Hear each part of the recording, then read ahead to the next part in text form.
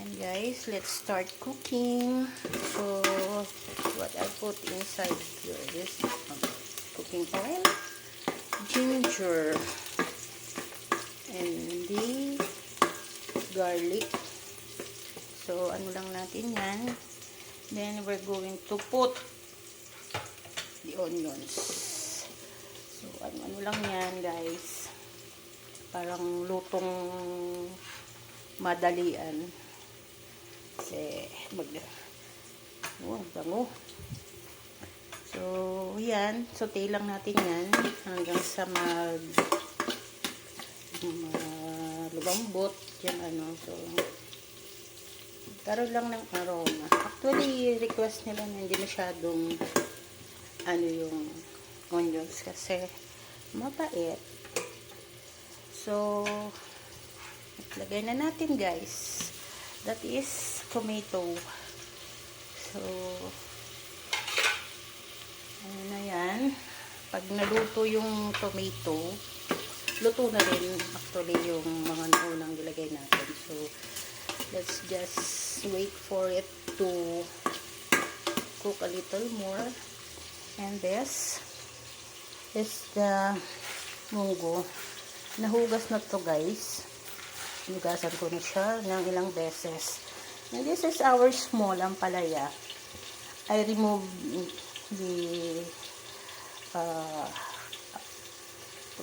sa gitna. Kasi pag di mo tinanggal yun, mapait. And this is our ampalaya leaves. I'm going to pull out the leaves later on. This is our preparation for that. So, nagkalat yung mga ko dito sa lababo. So, I have here, hugas ko na ito mamaya. The eggplant and the alugbate. So, bababad ko lang siya. Okay. Nga, balikan natin yung ating niluluto. Yan niluluto na yung ating tomato. Then, we're gonna put it next. Yung masyadong to kasi pag pinakuluan mo yung munggo, maluluto din sila lahat So, without further ado, lalagay na natin yung ating munggo. Like this. Natapon pa yung iba. So, never mind. Hindi naman siguro masyadong marami. Yung para lang siyang bigas na natapon. Ang 10 peraso. So, like that. So, diba? Ano lang natin yan. Hayaan lang natin siyang magkulo-kulo. So, while waiting for it to boil, saka tayo ng tubig. And then, we're going to pull out the leaves of the ampalaya. Bye, guys. Yun, guys. So, na-prepare na natin.